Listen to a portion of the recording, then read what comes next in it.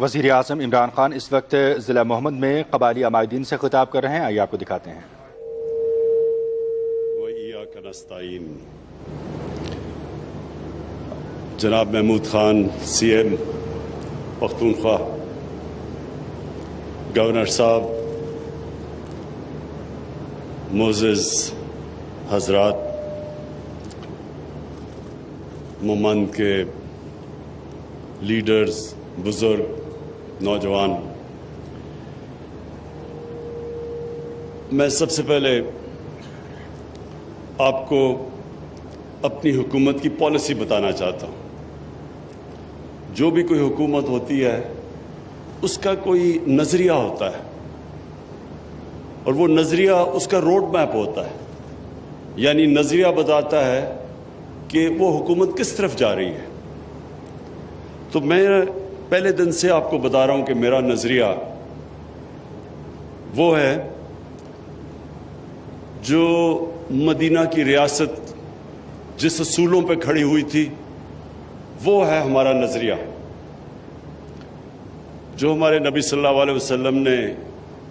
پہلی ایک اسلام کی ریاست بنائی تھی، وہ ایک نظریے پہ بنی تھی۔ وہ نظریہ کیا ہے؟ وہ نظریہ یہ ہے کہ ایک ریاست کی ذمہ داری ہوتی ہے کہ وہ اپنے کمزور طبقے کو اوپر لے کے آئے۔ وہ کمزور طبقہ خود اوپر نہیں آ سکتا، اس کو مدد کی ضرورت ہوتی ہے، اور ریاست کی سب سے زیادہ ذمہ داری ہوتی ہے کہ اپنے کمزور لوگوں کو، جس طرح دنیا کی تاریخ کی پہلی فلاحی ریاست بنائی گئی مدینہ میں، کبھی دنیا میں کوئی سوچ نہیں تھی فلاحی ریاست کی۔ مدینہ کی ریاست میں انہوں نے ذمہ داری لی بیووں، یتیموں، معذوروں، بوڑھوں کو، غریبوں کو، اور دنیا کی تاریخ میں اس طرح کا انقلاب آیا ہی نہیں کہ وہ لوگ جن کی کوئی حیثیت ہی نہیں تھی، وہ انہوں نے دنیا کی امامت کی کئی سو سال تک۔ تو یہ ہمارا ملک بھی، جو ہمارے علامہ اقبال اور قائد اعظم کی سوچ تھی، وہی تھی اسلامی فلاحی ریاست۔ تو جب یہ آپ میرا نظریہ دیکھتے ہیں تو آپ کو سمجھ آ جاتی ہے کہ ہم کس راستے پر نکل رہے ہیں۔ ہماری یہ کوشش ہے کہ جو ہمارے کمزور طبقہ ہے ہم اس کو اوپر اٹھائیں، گورنمنٹ کی ساری پالیسیز وہ ہوں کمزور طبقے کو اوپر لانے کے لیے۔ اور جب آپ کمزور طبقے کی بات کرتے ہیں تو آپ وہ علاقوں کی بات کرتے ہیں جو پیچھے رہ جاتے ہیں۔ جب ملک میں ترقی ہوتی ہے تو جو ترقی ہونی چاہیے وہ سب کو اوپر اٹھانے کے لیے ہونی چاہیے، یہ نہیں کہ ایک علاقہ اوپر چلا جائے اور باقی ملک پیچھے رہ جائے۔ لہذا میرا بڑا واضح موقف ہے قبائلی علاقے کے اوپر،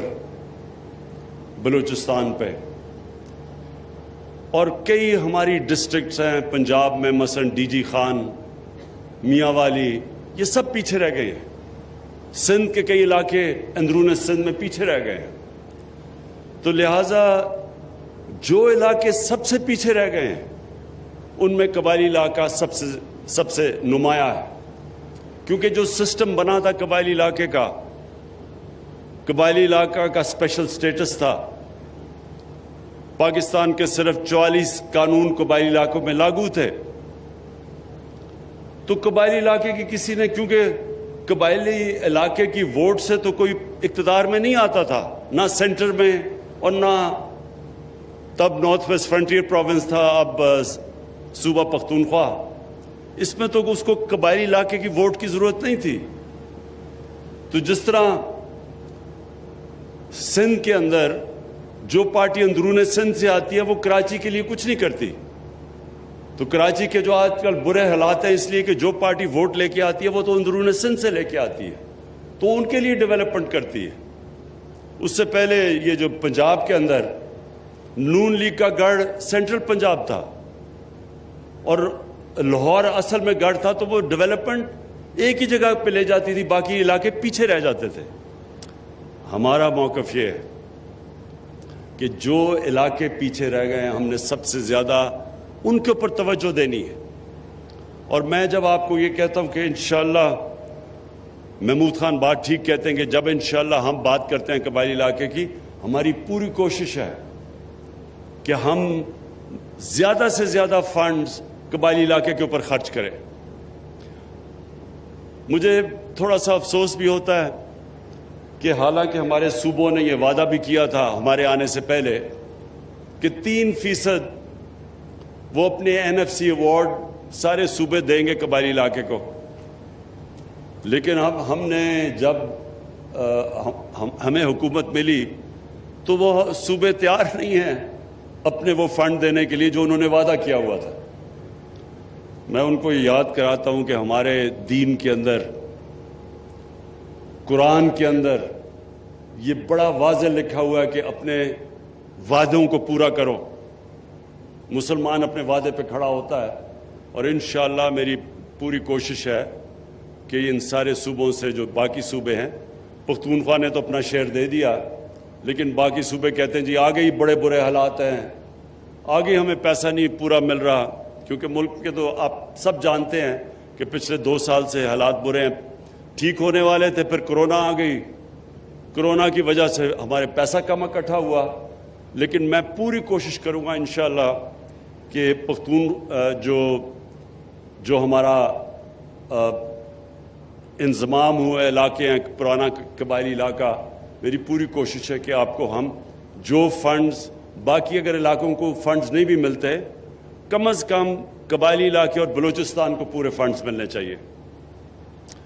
جو محمود خان آپ نے بات کی کہ جو آپ کو ڈیولپمنٹ کے لیے قبائلی علاقے کے لیے فنڈز چاہیے, انشاءاللہ اس کے اوپر ہم پورا زور لگا رہے ہیں. اور آپ کو پتہ ہے کہ پلاننگ کو میں نے پورا کہا ہوا ہے منسٹری آف پلاننگ کو کہ قبائلی علاقے کے لیے آپ کہیں سے بھی فنڈز پورے کریں, کیونکہ مجھے ایک اور خدشہ ہے, ہمارے دشمن ان لوگوں کے ساتھ پوری طرح ان کے ساتھ رابطے میں ہیں, پوری کوشش کر رہے ہیں کہ وہ عناصر جو نہیں چاہتے یہ انضمام قبائلی علاقے کا اور پختونخوا کا, وہ پوری کوشش کریں گے کہ کوئی نہ کوئی انتشار پھیلایا جائے. جو ملک سے باہر دشمن ہیں وہ اس طرح کے عناصر کو پوری طرح فنڈ بھی کرتے ہیں اور بار بار کوشش کرتے ہیں کہ کسی طرح رکاوٹیں ڈالی جائیں یہ جو انضمام ہوا ہے. اس لیے اور بھی زیادہ ضرورت ہے کہ ہم قبائلی علاقے کے اوپر پوری طرح ڈیولپمنٹ میں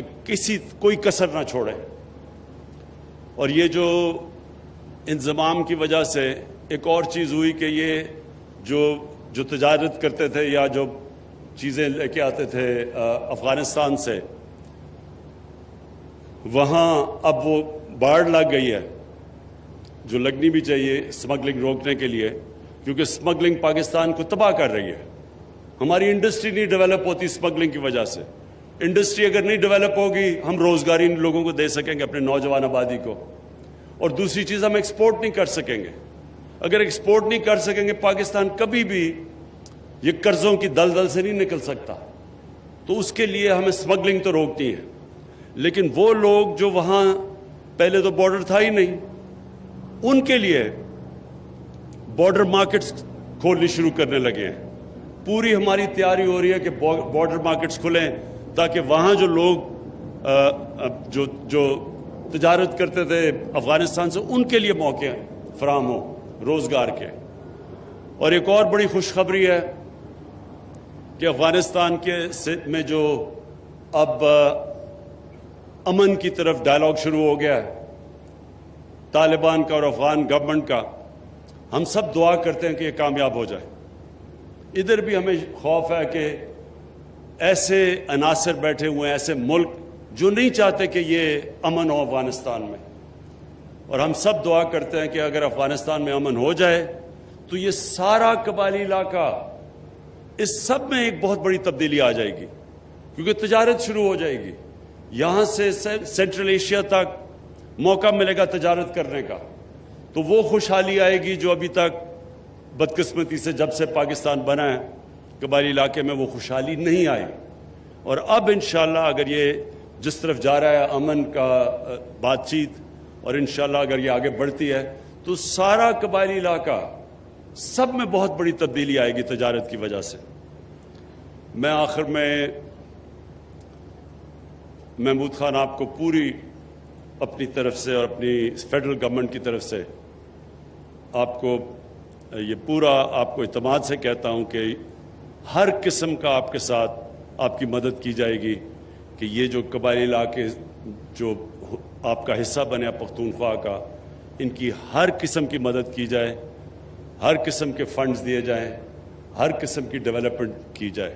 کیونکہ یہاں لوگوں کو سب سے زیادہ ضرورت ہے۔ اور وجہ اس کی یہ کہ 70 سالوں میں یہ قبائلی علاقہ پیچھے رہ چکا ہے، سب سے زیادہ غربت یہاں ہے، سب سے کم تعلیم اس علاقے میں ہے، سب سے کم روزگار اس علاقے میں، یہاں سے لوگوں کو دور دور جانا پڑتا ہے روزگار لینے کے لیے۔ اس لیے ہماری پوری کوشش ہوگی